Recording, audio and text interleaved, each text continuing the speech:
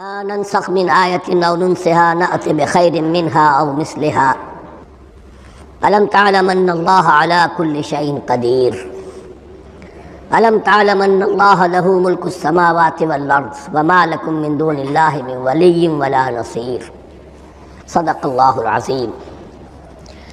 ان آیات مبارکہ کا ترجمہ اگرچہ ہم کر چکے ہیں، لیکن اس کا جو اصل مفہوم ہے اور اس کا پس منظر ہے اس کو سمجھنا ضروری ہے۔ آپ کو معلوم ہے کہ اللہ کا دین آدم سے لے کر این دم تک ایک ہی ہے۔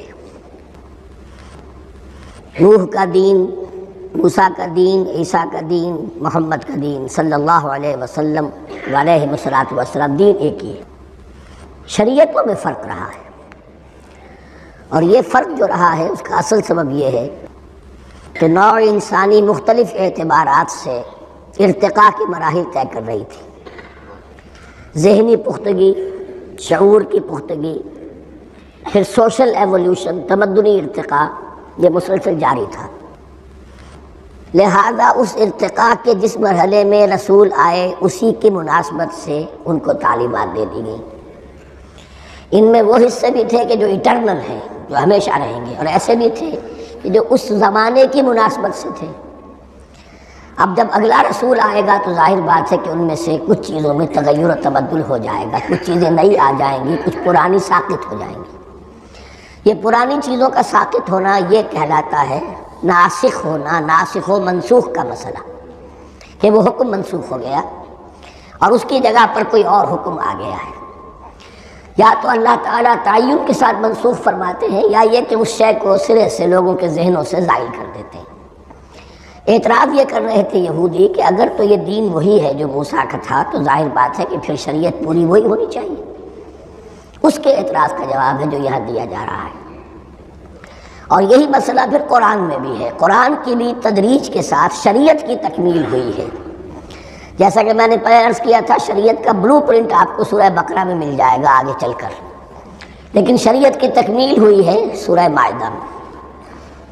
یہ جو تقریباً 5-6 سال کا وقفہ ہے، اس میں کچھ احکام شروع میں دیے گئے، پھر ان میں رد و بدل کر کے، اور پھر آخر میں الیوم اکملت لکم دینکم واتممت علیکم نعمتی ورضیت لکم الاسلام دینا۔ تو یہ ناسخ و منسوخ کا مسئلہ صرف سابقہ شریعتوں اور شریعت محمدی میں نہیں ہے صلی اللہ علیہ وسلم، بلکہ خود شریعت محمدی میں بھی زمانی اعتبار سے ارتقاء ہوا ہے۔ کہ پہلے شراب کے بارے میں حکم دیا گیا کہ اس کی مضرت زیادہ ہے، گناہ کا پہلو زیادہ ہے، کچھ فائدے بھی ہیں بس۔ اس کے بعد آیا اگر شراب کے نشے میں ہو تو نماز مت پڑھو، نماز کے قریب مت جاؤ۔ مائدہ میں آخری حکم آ گیا، حل انتم منتہون، اب باز آتے ہو کہ نہیں آتے، حرام کر دیا گیا۔ تو یہ تدریجاً ہوا ہے۔ تو ناسخ و منسوخ قرآن میں بھی ہے، اور ناسخ و منسوخ قرآن اور تورات کے مابین بھی ہے۔ تو ہم نہیں منسوخ کرتے کوئی آیت یا بھلوا دیتے ہیں اس کو، نأتی بخیر منہا، ہم اس سے بھی بہتر لے آتے ہیں، او مثلہا، یا اس جیسی ہی۔ علم تعلم ان اللہ علی کل شیء قدیر، اب یہ کہ یہ تو اللہ کی اتھارٹی ہے، مالک الملک وہ ہے، دین اس کا ہے، اس میں وہ جس طریقے سے چاہے کسی چیز کے اندر تبدیلی پیدا کر دے۔ علم تعلم ان اللہ لہ ملک السماوات والارض ما لکم من دون اللہ من ولی ولا نصیر ام تريدون ان تسألوا رسولکم کما سئل موسیٰ من قبل، کیا تم یہ چاہتے ہو کہ سوال کرو یا مطالبہ کرو اپنے رسول سے بھی اسی طرح کے جس طرح کی باتیں کی گئی تھی موسیٰ سے پہلے؟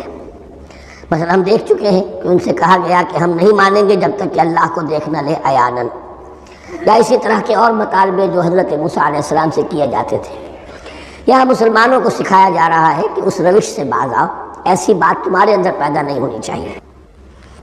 وَمَن يَتَبَدَّلِ الْكُفْرَ بِالْإِيمَانِ فَقَدْ ضَلَّ سَوَاءَ السَّبِيلِ، ظاہر بات ہے ایسی حرکتیں بھی اب مسلمانوں میں سے بھی جو منافقین ان میں شامل تھے وہی کر رہے ہوں گے۔ اس لیے فرمایا کہ جو کوئی ایمان کو ہاتھ سے دے کر کفر کو لے لے گا، یعنی منافق کیونکہ دو طرفہ ہوتا ہے، اب اس کا بھی امکان ہوتا ہے کہ یکسو ہو جائے کفر کی طرف، اور اس کا بھی امکان ہوتا ہے کہ بالآخر یکسو ہو جائے ایمان کی طرف۔ مذبذبین بین ذالک کی کیفیت میں جو مبتلا ہے، اس کے دو یہ امکانات ہیں۔ تو جو کفر کی طرف جا کر مستقل طور پر راغب ہو گیا اس کا ذکر ہے، ومن یتبدل الکفر بالایمان فقد ضل سواء السبیل، تو وہ تو سیدھی راہ سے بھٹک گیا۔ ود کثیر من اہل الکتاب لو یردونکم من بعد ایمانکم کفارا، اہل کتاب میں سے بہت سے لوگ ہیں جو چاہتے ہیں کہ کسی طرح لوٹا کر لے جائیں تمہیں تمہارے ایمان کے بعد، پھر کفار بنا دیں۔ یہ ایسے ہی ہے کہ جیسے کسی بلی کی دم کٹ جائے تو وہ یہ چاہے گی کہ ساری بلیوں کی دمیں کٹ جائیں کہ وہ کوئی علیحدہ سے نمایاں نہ رہے۔ تو وہ چاہتے تھے کہ یہ چیزیں جو ہیں ان کو واپس لے آیا جائے، اہل ایمان کو بھی کفر میں لے آیا جائے، حسدا من عند انفسہم، اور یہ ان کا طرز عمل ان کے حسد کی وجہ سے کہ کیوں یہ نعمت جو ہے ان کو دے دی گئی۔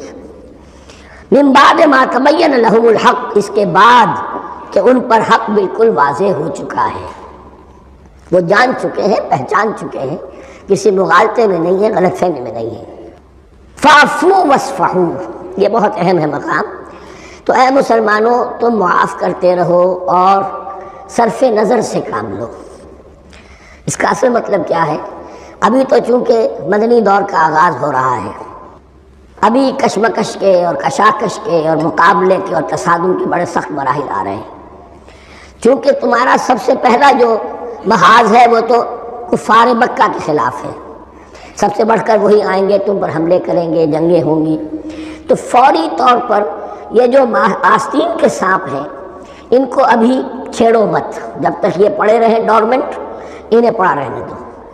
ایک وقت آئے گا، یہاں یوں سمجھیے کہ یہ حکم دیا رہا ہے فی الحال انہیں چھیڑو مت، ان کے طرز عمل کے بارے میں زیادہ توجہ نہ دو، فاعفو، معاف کرتے رہو، درگزر کرتے رہو۔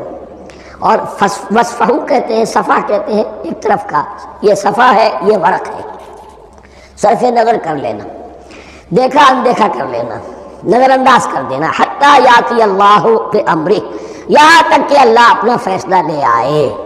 ایک وقت آئے گا کہ پھر مسلمانوں کو غلبہ آخری حاصل ہو جائے گا، اور جب جو یہ باہر کے دشمن ہیں ان سے تم نمٹ لو گے، پھر یہ کہ ان اندرونی دشمنوں کے خلاف بھی تمہیں اب آزادی دی جائے گی کہ ان کو بھی ان کے کیفر کردار تک پہنچا دو۔ ان اللہ علی کل شیء قدیر، یقیناً اللہ ہر چیز پر قادر ہے۔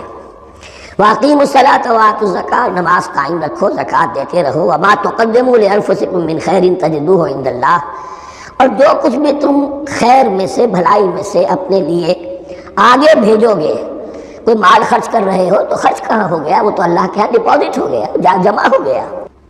وما تقدموا لانفسکم من خیر تجدوہ عند اللہ، اسے اللہ کے پاس پاؤ گے۔ ان اللہ بما تعملون بصیر، یقیناً جو کچھ تم کر رہے ہو اللہ اسے دیکھ رہا ہے۔ وقالوا لن يدخل الجنۃ الا من كان هودا او نصارى، اب دیکھیے جب یہ نئی امت اب تشکیل پا رہی ہے تو یہودی اور نصرانی جو ایک دوسرے کے دشمن تھے مسلمانوں کے مقابلے میں جمع ہو گئے، انہوں نے کہنا یہ شروع کیا، وقالوا لن يدخل الجنۃ، ہرگز نہیں داخل ہوگا جنت میں، الا من کان ہودا او نصارا، سوائے اس کے جو یا تو یہودی ہو یا نصرانی ہو۔ وقالوا لن يدخل الجنۃ الا من کان ہودا او نصارا تلک امانیہم، یہ لفظ دوبارہ آ گیا، یہ ان کی خواہشات ہیں، من گھڑت خیالات ہیں، ان کی وشفل تھنکنگ ہے۔ قل ہاتوا برہانکم ان کنتم صادقین، کہو ان سے لاؤ کوئی دلیل اگر تم سچے ہو، دلیل کتاب سے لاؤ، کہیں تورات میں لکھا ہے یہ، کہیں یہ انجیل میں لکھا ہے، جو تورات اور جو انجیل تمہارے پاس ہے اسی میں سے دکھا دو گے یہ لکھا ہوا، کہیں لکھا ہوا نہیں۔ اب یہاں پر وہ یونیورسل ٹروتھ آ رہا ہے، بلا من اسلم وجہہ للہ وہو محسن، کیوں نہیں، ہر وہ شخص کے جو اپنا چہرہ اللہ کے سامنے جھکا دے اور وہ محسن ہو، اس کا رویہ صدق پر، سچائی پر، حسن کردار پر مبنی ہو، سر کا جھکانا منافقانہ نہ ہو، جزوی نہ ہو کہ کچھ مانا کچھ نہیں مانا۔ بلا من اسلم وجہہ للہ وہو محسن فلہ اجرہ عند ربہ، تو اس کے لیے اس کا اجر محفوظ ہے اس کے رب کے پاس، فلا خوف علیہم ولا هم یحزنون، نہ ان پر کوئی خوف ہوگا اور نہ ہی وہ حزن سے دوچار ہوں گے۔ یہ دوسری آیت ہے کہ جس سے کچھ لوگوں نے استدلال کیا ہے کہ ایمان بالرسالت ضروری نہیں ہے۔ اب دیکھیے اس کا جواب وہی ہوگا، نمبر ایک تو یہ، ہر جگہ پر ساری چیزیں بیان نہیں کی جایا کرتی، کوئی چیز کہیں بیان کی گئی، کوئی کہیں بیان کی گئی ہے۔ کتاب کو لینا ہے تو پوری کو پوری ایک کتاب کی حیثیت سے۔ دوسرا یہ کہ یہ سارا سلسلہ کرام جو ہے، جو دو بریکٹس کے مابین آ رہا ہے، اس میں پہلے سے ہے وَآمِنُوا بِمَا أَنزَلْتُ مُصَدِّقًا لِمَا مَعَكُمْ وَلَا تَكُونُوا أَوَّلَ كَافِرٍ بِهِ، تو وہ تو ضرب کھا رہی ہے اس پورے کے پورے مضامین کے سلسلے سے جو ان دو بریکٹوں کے درمیان آ رہا ہے۔ اب دیکھیے، ایک طرف تو ان کا کہنا یہ تھا کہ جنت میں داخل نہیں ہوگا مگر وہی جو یہودی ہو یا نصرانی ہو۔ اب عمل کیا ہے؟ وَقَالَتِ الْيَهُودُ لَيْسَتِ النَّصَارَىٰ عَلَىٰ شَيْءٍ، یہودی کہتے ہیں نصارہ کی کوئی حیثیت نہیں، کوئی بنیاد نہیں، کوئی جڑ نہیں۔ وَقَالَتِ النَّصَارَىٰ لَيْسَتِ الْيَهُودُ عَلَىٰ شَيْءٍ، اور نصارہ کہتے ہیں کہ یہود کی کوئی بنیاد نہیں، بے بنیاد لوگ ہیں، کوئی حقیقت ان کی حقانیت ہے ہی نہیں۔ وَهُمْ يَتْلُونَ الْكِتَابَ، اور مزہ یہ ہے کہ دونوں ایک کتاب پڑھ رہے ہیں۔ اولڈ ٹیسٹمنٹ تو مشترک ہے یہودیوں میں اور عیسائیوں میں، یہ بہت اہم نکتہ ہے۔ اور جدید عیسائیت میں جو ایک بہت بڑی طاقت ابھر رہی ہے امریکہ میں، وہ ہے کہ جو یہ عیسائیت کو جیوڈائز کر رہی ہے، کیونکہ رومن کیتھولک مذہب جو تھا اس نے تو چونکہ گویا کہ سارا رشتہ توڑ لیا تھا بائبل سے، سارا اختیار پوپ کے ہاتھ میں آ گیا تھا، لیکن پروٹیسٹنٹس نے پھر بائبل کو قبول کیا۔ اب اس کی منطقی انتہا یہ کہ اولڈ ٹیسٹمنٹ کے اوپر بھی اب ان کی توجہ ہو رہی ہے کہ آخر یہ بھی تو ہم مانتے ہیں کہ ہماری کتاب ہے، اور اس میں جو کچھ لکھا ہے اس کو نظر انداز کیسے کر سکتے ہیں۔ ہم نے جو ایک سیمینار کیا تھا امریکہ میں، جس میں ایک یہودی عالم بھی آئے تھے، ایک عیسائی بھی آئے تھے، اور مسلمانوں کی طرف سے بھی ہمارے ایک ساتھی نے بات کی تھی، تو وہاں ایک یہودی عالم نے کہا کہ اس وقت اسرائیل کو سب سے بڑی سپورٹ جو مل رہی ہے وہ ان عیسائیوں سے مل رہی ہے امریکہ میں سے، کہ جو اس وقت ایونجلسٹ کہلاتے ہیں وہاں پر، اور جو ایک بڑا فرقہ بن کر ابھر رہے ہیں۔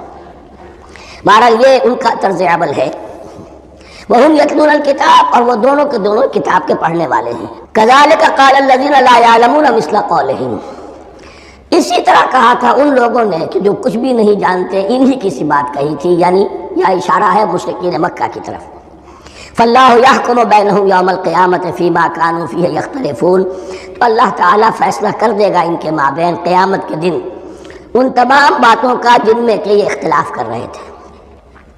وَمَنْ أَظْلَمُ مِمَّنْ مَنَعَ مَسَاجِدَ اللَّهِ أَنْ يُذْكَرَ فِيهَا اسْمُهُ وَسَعَىٰ فِي خَرَابِهَا۔ اب دیکھیے یہاں جو بخیہ یہ آیات آ رہی ہیں، اگرچہ خطاب تو ہے وہ بریکٹس کے مابین، خطاب میں بنی اسرائیل، لیکن اب یہاں کچھ ریفرنسز اہل مکہ کی طرف شروع ہو گئے ہیں، اور اس کے بعد سے حضرت ابراہیم کا تذکرہ آئے گا، پھر تحویل قبلہ کا ذکر آئے گا۔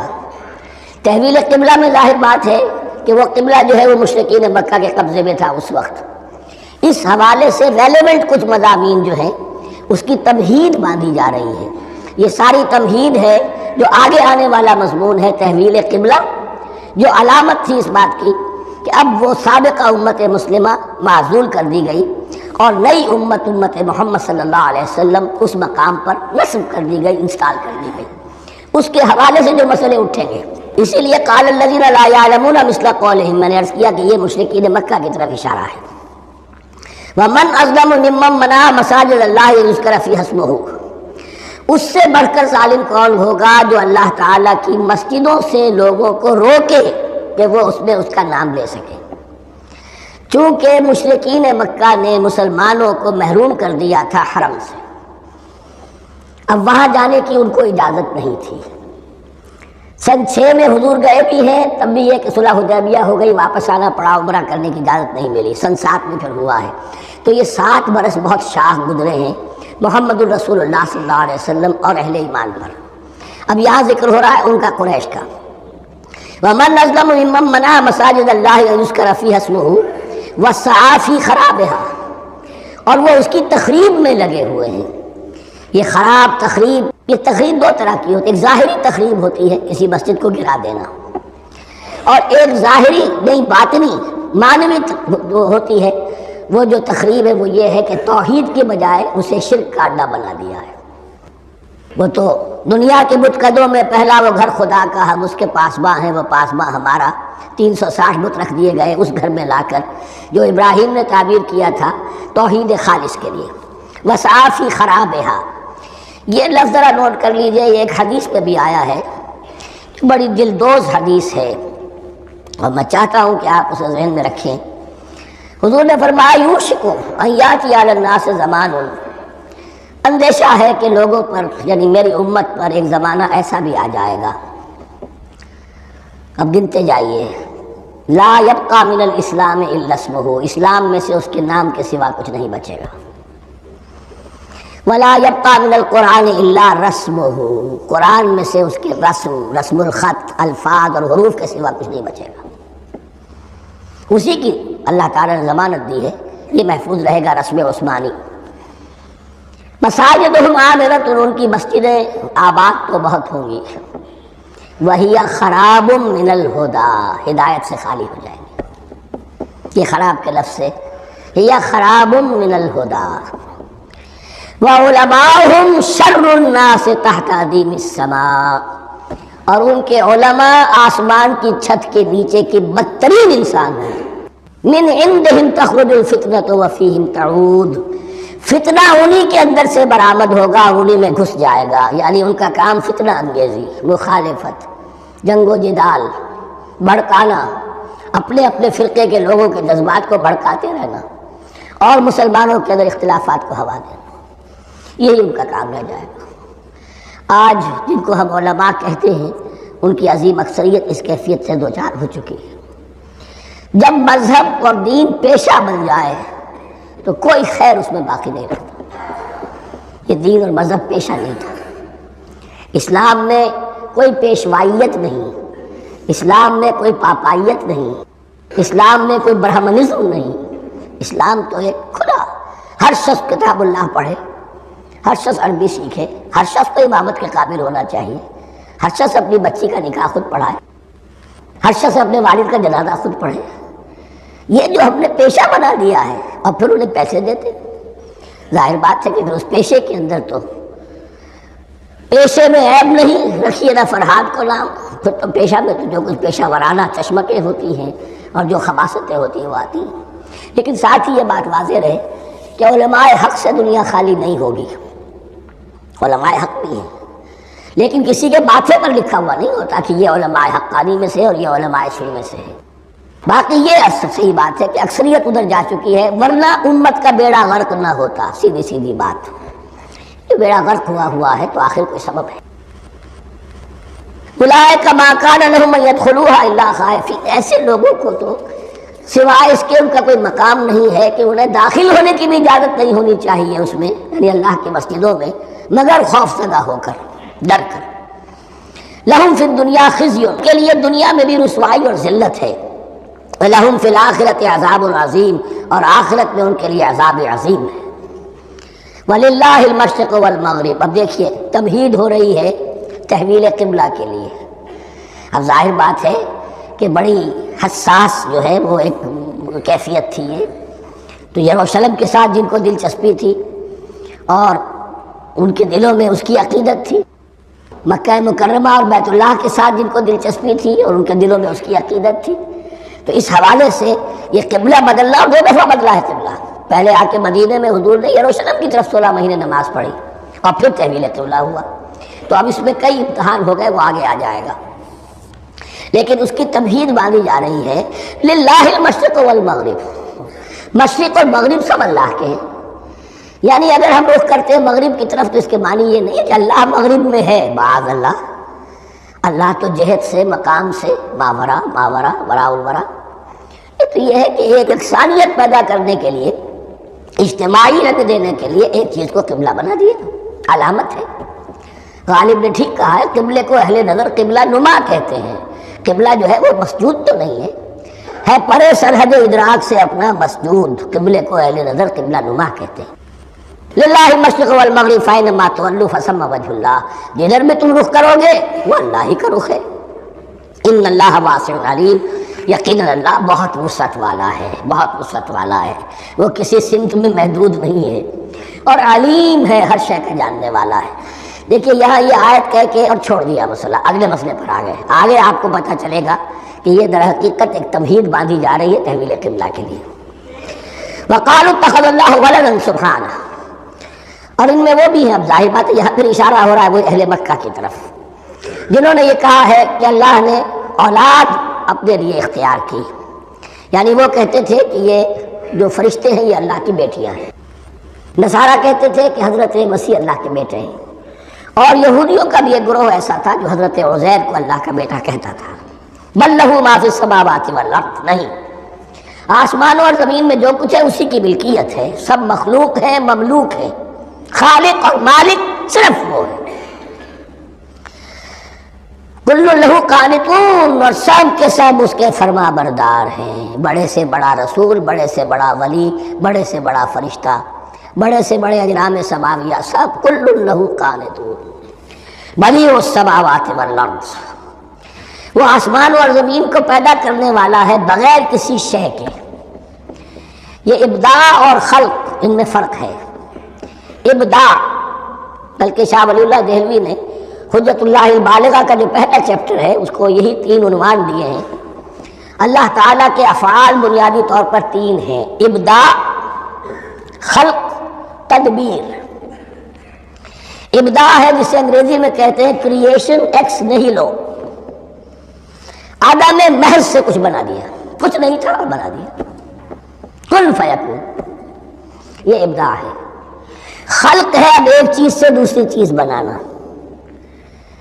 گارے سے انسان بنایا، یہ تخلیق ہے۔ آگ سے جن بنایا، یہ تخلیق ہے۔ نور سے فرشتے بنائے، یہ تخلیق ہے۔ تو ابداع، بدیع وہ ہے کہ جس نے نئی چیز، اسی لیے بدعت ہمارے ہاں کہلاتی ہے وہ شے جو دین میں نہیں تھی اور خواہ خواہ لا کے شامل کر دی گئی، جس کی کوئی جڑ بنیاد دین میں نہیں ہے، وہ بدعت ہے۔